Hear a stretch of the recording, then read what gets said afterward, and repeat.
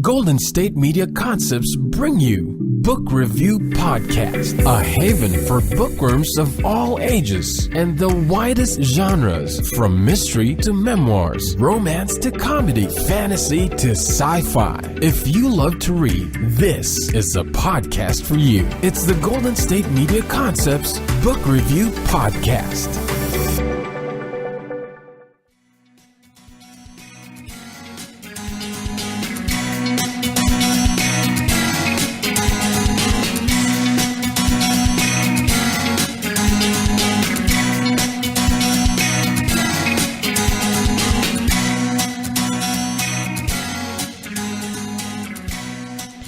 Hello and welcome to the GSMC Book Review Podcast, brought to you by the GSMC Podcast Network. I am your host, Sarah, and I hope you have had a wonderful weekend.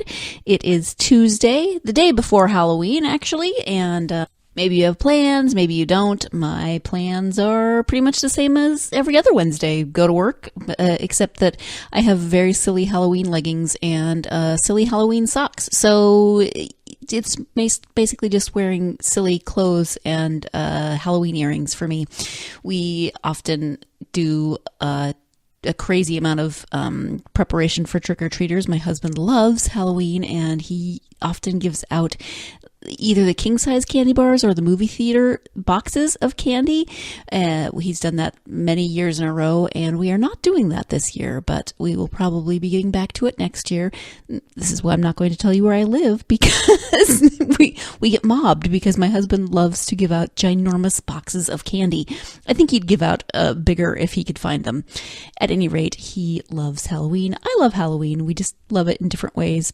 Silly clothes, giant candy, whatever. At any rate, this is not a Halloween podcast. This is a book podcast, and I am happy to say that I have another interview today. Today's interview is with author Laury A. Egan about her book, Fabulous, an Opera Buffa. This is a bit of a departure for Laury, as she'll talk about in the interview. She writes a lot of poetry, and her other novels are thriller, suspense, maybe a little darker. This one is funny. It's lighthearted. It is if you are looking for a quick weekend read, if you're looking for a beach read, even though I know it's the end of October, but hey, we all still need beach reads, right? You just don't have to read it on a beach. This is hilarious, and it is so much fun, and let me give you the description of it. An opera singer, Gilbert Eugene Rose, moonlights as a drag queen and a diva divine, Kiri Do You Wanna, in order to pay his rent. However, Gil is dying to become famous on the New York operatic stage. Unfortunately, he might get his wish when he lands lead roles as a soprano and tenor in separate productions, and is also hired to sing Handel by a dangerous female gangster who is at war with the producer of one of the two operas.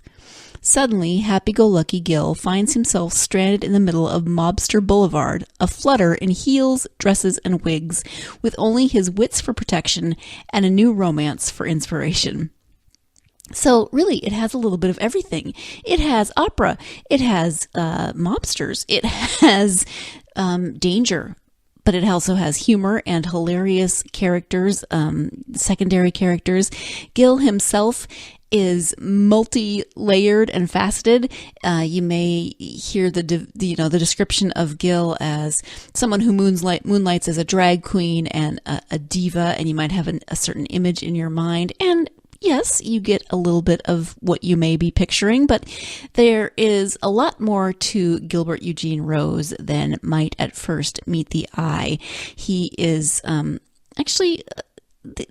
there's a lot of layers. I don't want to give too much away. I want Laury to talk about him as a character, and I would love for you to read the book, which we have a giveaway for. So if you want a lighthearted, fabulous, hilarious, wonderful it's not quite, it might be a novella.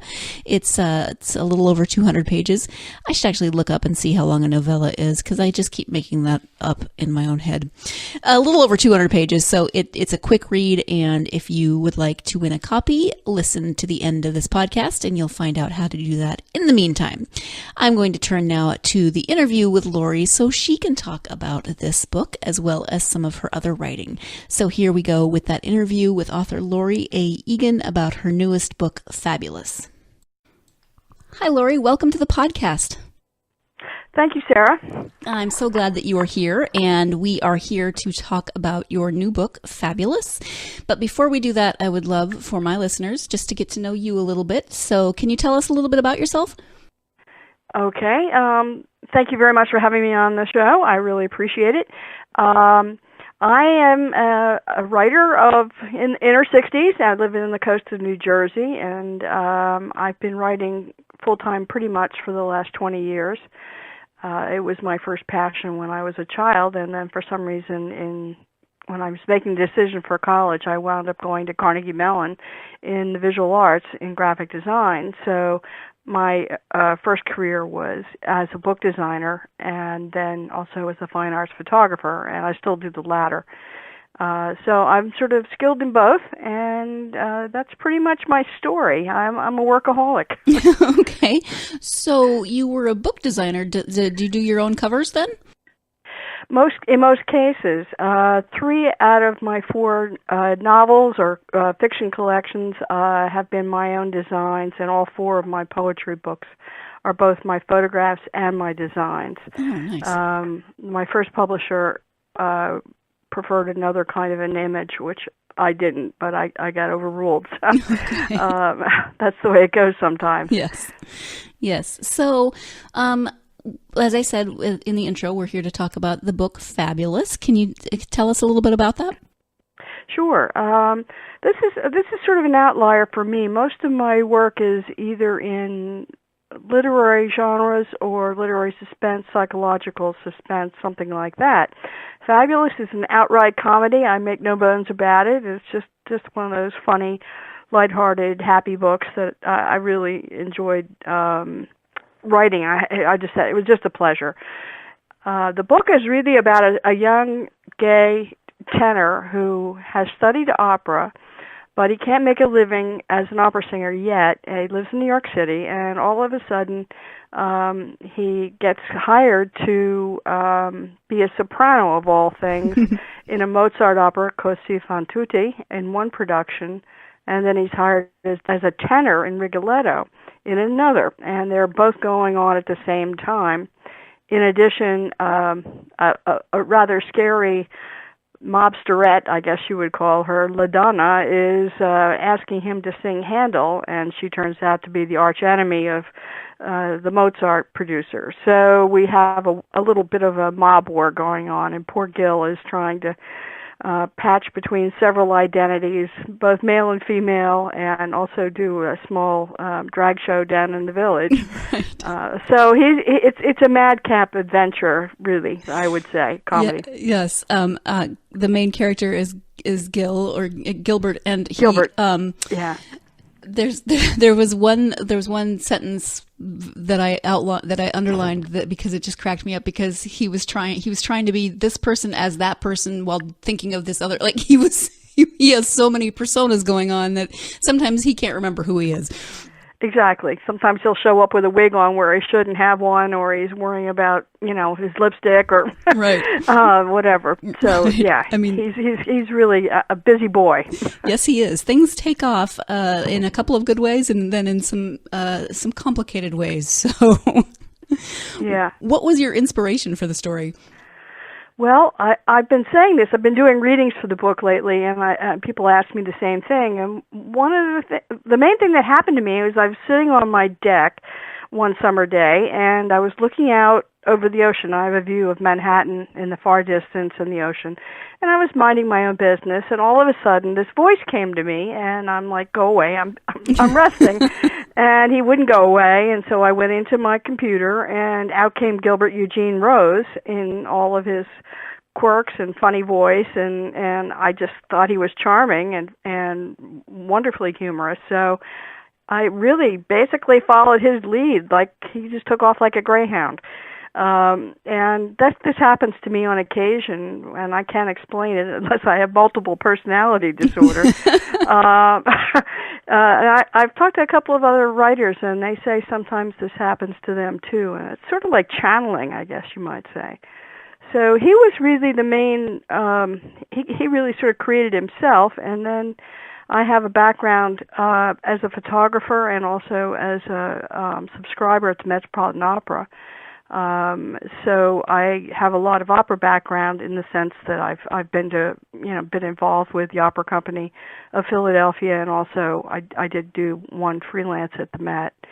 So I'm not a musician by any means.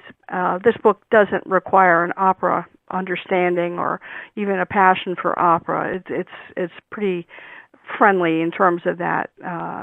There's nothing esoteric about it. Mm-hmm. That was going to be a follow-up question was, how did you have to do research for the opera, or was that something that you were already interested in? No, I pretty much, I still had to do some technical, I had to go back. For example, there's a scene on stage for Cosi van Tutti, and I had to just sort of recollect what the order and who would be in it, and then I had to sort of create my own sort of mini stage set, so I knew where my characters would be moving on the stage. Mm-hmm. So I had to do a little research as far as that goes, but nothing else. Yeah, okay. So now that you know a little bit more about the book Fabulous, I do have to jump in here with our first break of the podcast. But when we come back, we'll be talking more about Gilbert as a main character and what about him will resonate with readers. So stay tuned. You're listening to the GSMC Book Review Podcast, and I will be right back. Want to find out what movies to go see? Then check out the GSMC Movie Podcast. It's your ticket to the latest movies, whether it's a new blockbuster event, romantic, comedy, or action flick. This show has got it all covered. They talk some what to go see now. Don't bother. What's hot on Netflix and everything in between. That's gsmcpodcast.com/movie-podcast. When it's all about the movies, it has to be this new show. Don't forget to like them on Facebook and follow them on Twitter. Visit gsmcpodcast.com for more info.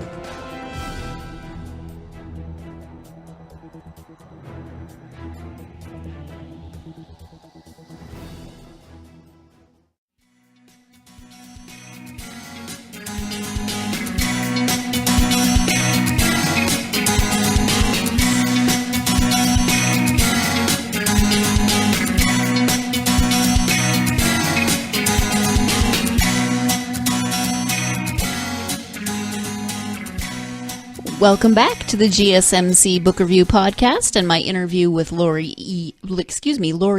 Egan about her new book, Fabulous. We were talking before the break about the main character, Gilbert, and she's going to talk a little bit more about him as a main character and as well as how he interacts with some of the other characters. So let's go ahead and get back to that interview. So talk a little bit more about Gilbert as the main character. What about... Well, in this case, him. The book's in first person, so as Gilbert goes through different personas, but yeah, he's a him. He's a him. He doesn't ever specifically specify his preferred pronouns. But what about Gilbert do you think will resonate with your readers? Well, even though he's a gay guy, I really believe, and I can back this up somewhat by friends and acquaintances who have read the book, that it's really a mainstream audience that this book would appeal to, as well as the LGBT group, because it's just a cheerful, fun book, and I think that there's not particularly a set audience for this right now. Particularly right now, I think we all need something a little bright and cheerful in our lives, and I think this is just a wonderful little book for that. It's just good fun.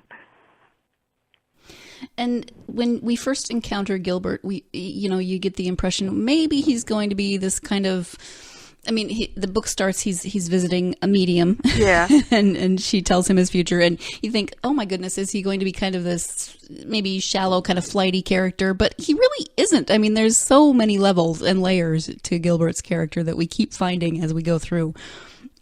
So for me, that's one thing I really appreciated.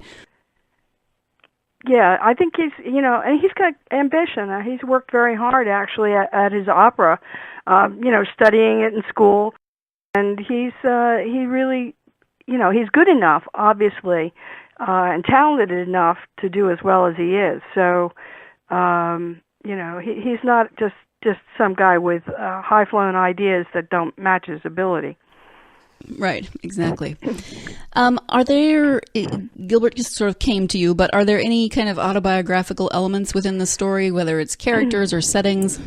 Not really. I've been a part of some of the New York City opera scene, but I made up my theaters that are in the book and my settings. In fact, I spent a lot of time doing little drawings of a couple of like the backstage areas and things like that. I wouldn't say there's really anything too autobiographical in this particular novel that I can think of. Not really, no. Other books, yes, that I have written, not this one. Okay. And are there any plans for more stories involving Gilbert? Has he quieted down, or is he still in your head? He's quieted down for the moment, so I don't really know. I mean, I would have to get his voice back. That sounds a little crazy, but I don't know if I could do another one. It is tempting because he's such a wonderful guy, and he's funny and he's sweet, and he gets into all kinds of scrapes, so it would be fun to do another one, but at this point, no, I've been moving a little more towards just my usual literary work, and that's where I've been heading the last few months. So you've mentioned your other literary works, so talk a little bit more about, I know you do poetry. You have a couple of poetry collections. So can you talk about those a little bit? Yes. In fact, when Fabulous came out in September, I also had a new poetry chapbook, Presence and Absence, that was just published. And I also have two full-length collections, Snow Shadows, A Stranger Beneath the Lion's Paw, and then another chapbook, The Sea and Beyond. These were all published by Foothills, and unfortunately they're not available on Amazon, so only through my website. But I had a good time with this one. This one is a little more somber, this new book, and it's really about the idea that as you're getting a little bit older, suddenly the sense of being fully present begins to wane, and you begin to realize that you're moving more towards absence at some point. It's sort of like a seasonal change where you go from maybe summer into fall or winter. And so this book is a lot about things that are changing. So those are, the 4 books I've been doing. And I started out writing poetry when I was 7. That was my first thing. So it's been really lovely to have a great publisher like Foothills to help me out.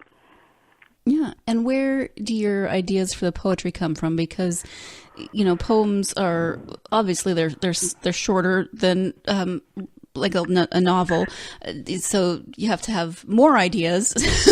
So where do you come up with individual poems? Is there kind of an overarching theme? How does that work for you? Well, I usually don't have an overarching theme. I keep a draft folder, so in that draft folder, I keep things that are in process.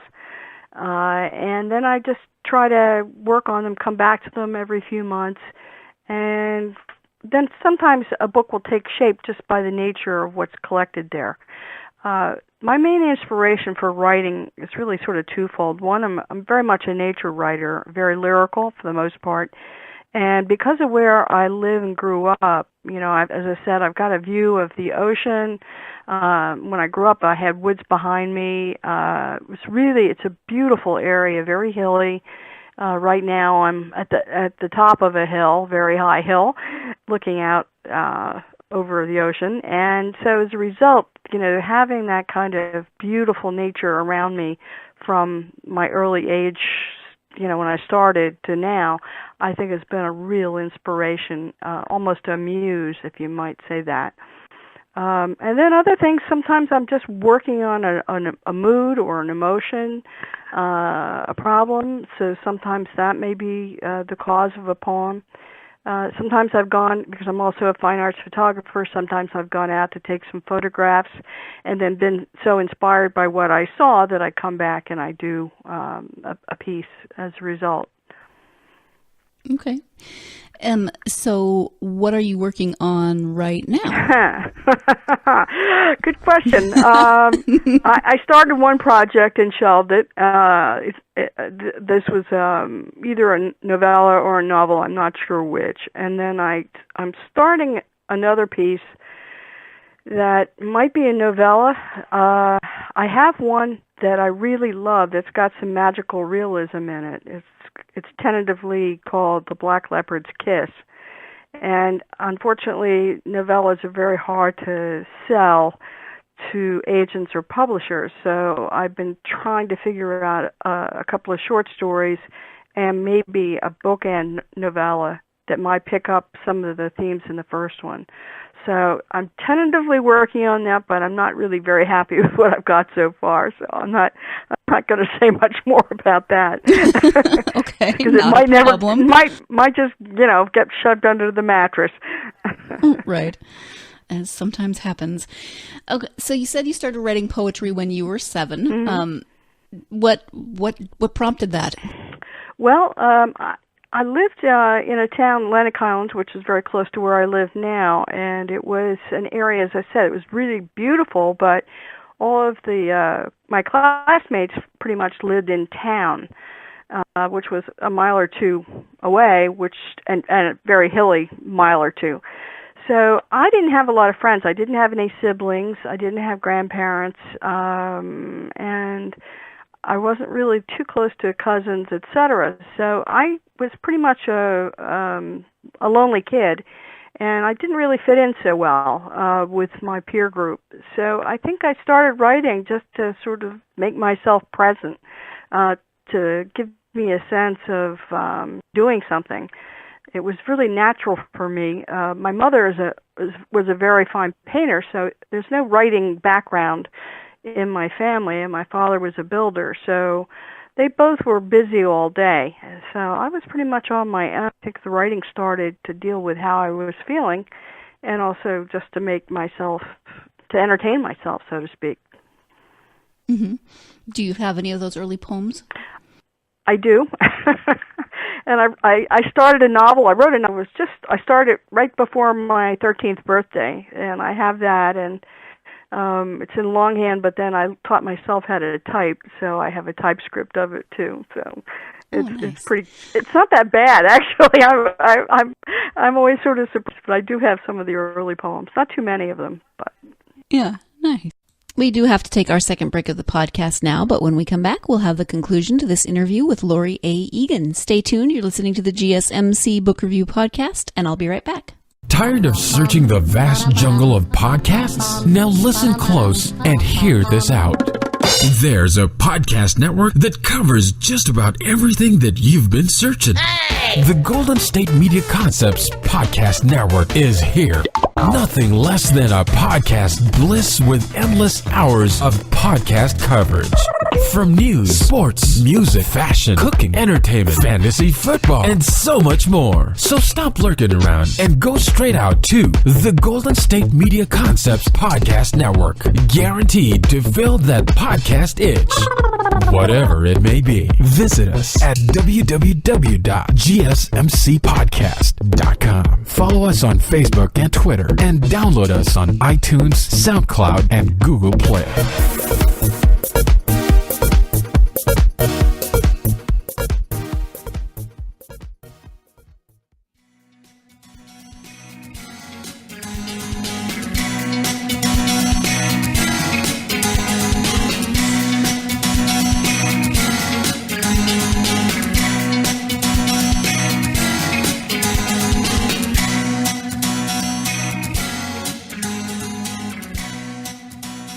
Welcome back to the GSMC Book Review Podcast and the conclusion to my interview with author Laury A. Egan. You went with the graphic design and the photography. You went that route. What then made you decide to start writing again, or to not start, but to take it more? I sort of continued, particularly with poetry. I did write short stories in high school, which, and I was published a lot in our literary magazine. But I always did continue to do a lot of reading and writing, but I didn't do much fiction until later. It was something that just kept gnawing at me, and I knew I'd sort of chickened out on myself, I think, when I decided to go into the visual arts, because I had been accepted at Bennington and Bard in creative writing, and really, over my lifetime, that was the one single decision I've made that I wish I had made another one. I wish I'd gone to one of those two schools. I started out at Princeton University Press, and I was doing, so I was within the publishing arena, and then my friends were editors. I was dealing with edited and written copy all the time, not novels, but manuscripts. So I learned a fair amount about editing as well as, being a designer and helping with the production of these many books.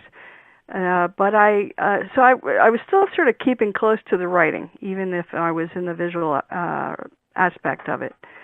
And then I went freelance in my 30s and worked for about 20 publishers as a book designer. And then slowly, as I began to feel like I was just tired of this after many years, then I started writing again. And then when my mother died, I had a little bit of wherewithal that I inherited, which allowed me to take the time to really concentrate on the writing, which once I started it, that's what I've been doing for 20-some years. Yeah.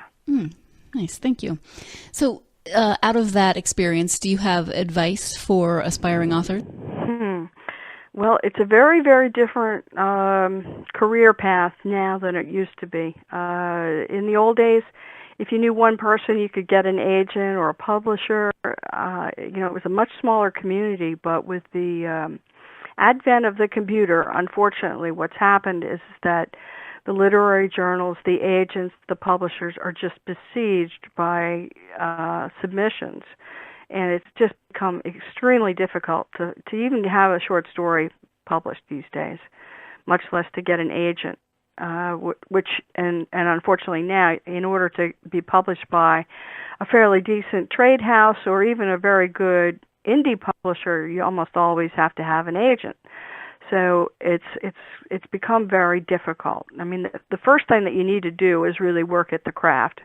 And you have to learn, your grammar, your punctuation, construction style, all of those basics, and then you have to just keep practicing. And I sort of equate it to playing tennis. You wouldn't expect to pick a tennis racket up and then all of a sudden be a world-class player. So, you would be working on your backhand or your forehand or whatever. So practice is one of the biggest things that you need to do, and then and polishing, a lot of editing, which unfortunately I don't think a lot of younger writers do that. In fact, a lot of older writers don't do that either. So those are the first things I would say, and then just to slowly get your resume built up by having publications. That's pretty much what I would say. So it's diligence and patience and editing and polishing constantly. It's a good part of the whole process. Oh, okay. Thank you so much. When you take the time to read, do you have favorite authors or genres? As far as genres go, I read everything from very literary work, both classical pieces, books, as well as modern. I read also in suspense and some thrillers, mysteries. I'm reading, what am I reading right now? Just reading Tanya French's new book. And I also will read occasionally some biographies and autobiographies and some poetry. Mostly, I would say I'm in the literary area. That's where I really like to read the most, and both older authors and contemporary ones. As far as authors, I go really the gamut. Patricia Highsmith inspired my first novel, Jenny Kidd. That kind of sort of strange psychological suspense that she wrote. So she was a favorite author back then. Now I'm a little impatient with her. I think she could have written a lot better with more editing and more time. I've enjoyed Virginia Woolf. My new book that's under contract for 2019 is about, again, an opera composer this time who is writing an opera about Virginia Woolf and Vita Sackville West. So I was starting to incorporate some of the lyrics, some of the sentences from their diaries, journals, and letters, but then I wound up having to rewrite them in my own voice because it was so hard to get permission. Mm-hmm. So Woolf is certainly an influence, not necessarily a good one these days because that style just isn't very popular. Mm-hmm. I'm trying to think of anybody else. For this book, Fabulous, two authors I would definitely recommend are Stephen McCaughey and Joe Keenan. They both have written some absolutely funny books, much in the same style and vein as Fabulous is. And if anything, having read them quite a few years ago, they were in the back of my mind perhaps when Fabulous was coming out. Mm-hmm. Okay, thank you for that. I appreciate it.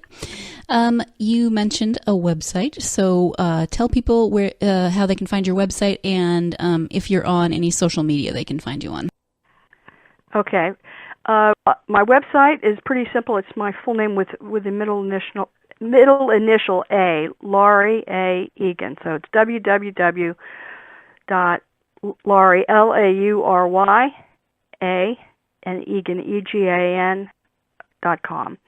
And I'm also on Facebook, and you can find me there looking up Laury A. Egan. Any search will pull it up very easily. I'm also on LinkedIn, but I don't do as much there.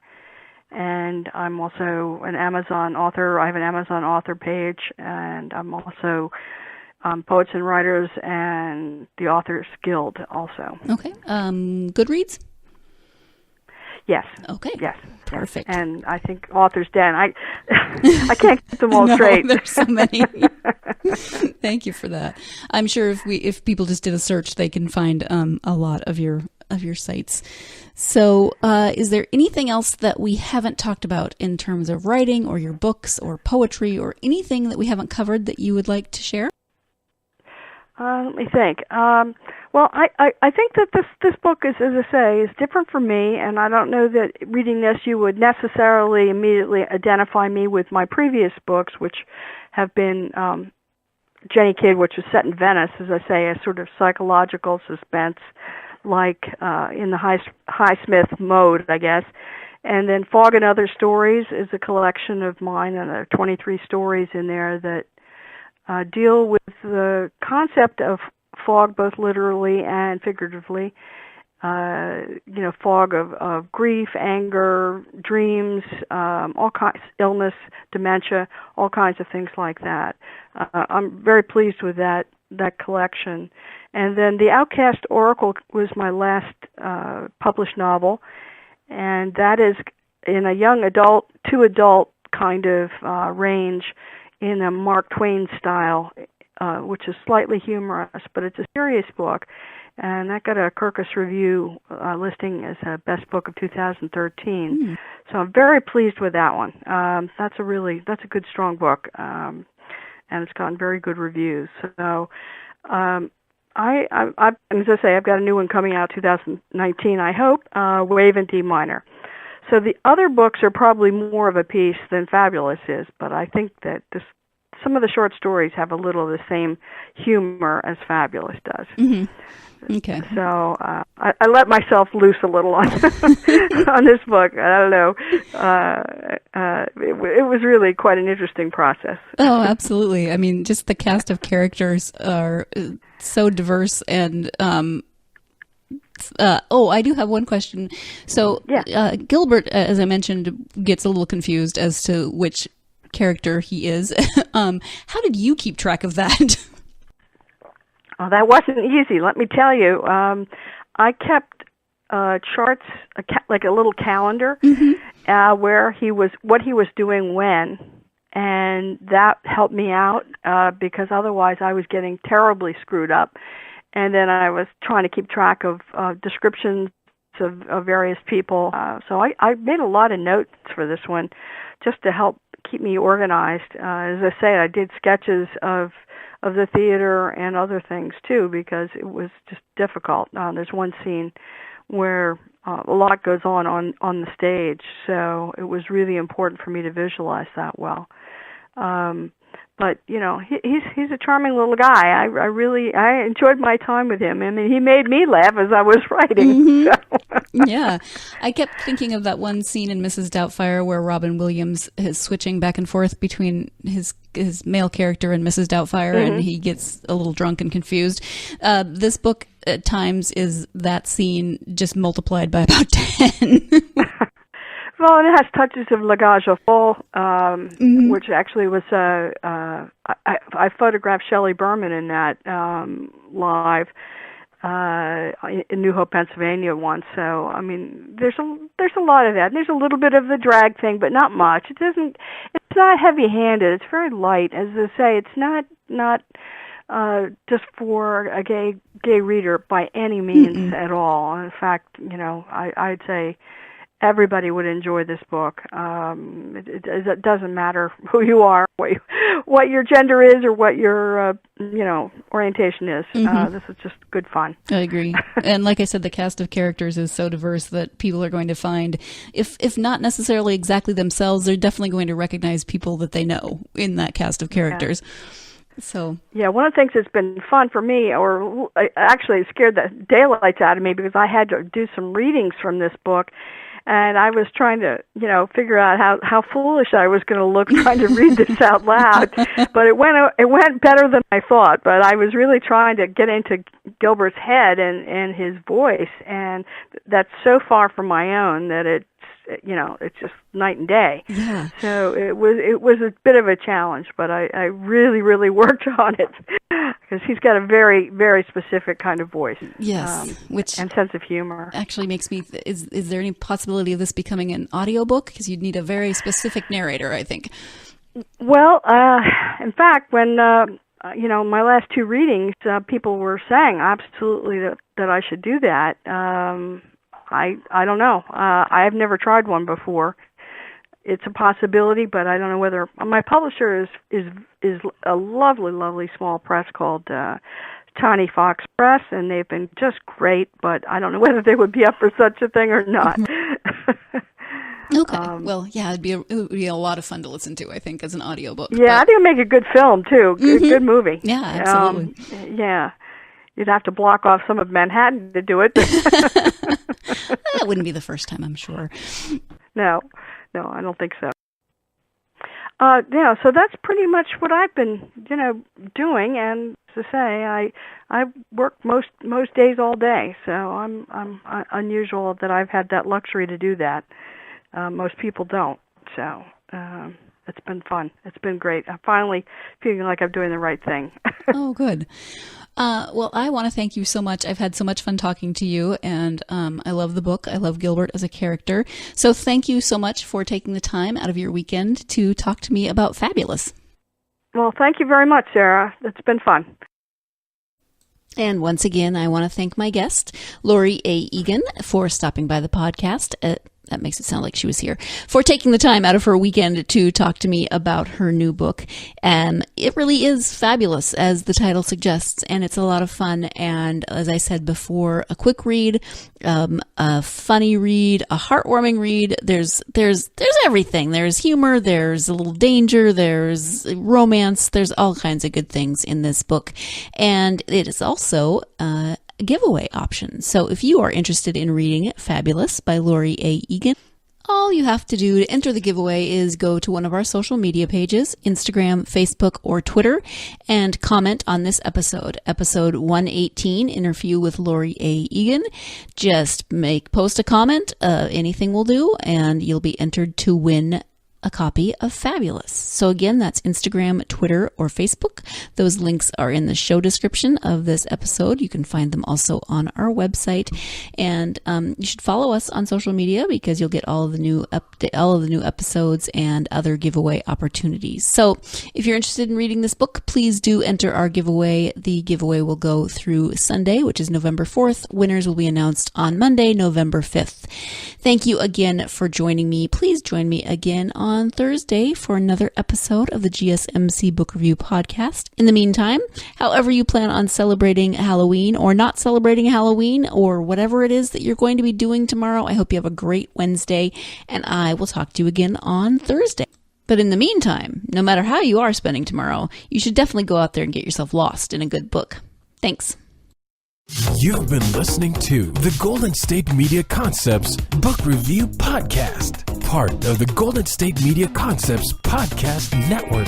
You can find this show and others like it at www.gsmcpodcast.com. Download our podcast on iTunes, Stitcher, SoundCloud, and Google Play. Just type in GSMC to find all the shows from the Golden State Media Concepts Podcast Network, from movies to music, from sports to entertainment, and even weird news. You can also follow us on Twitter and on Facebook. Thank you, and we hope you have enjoyed today's program.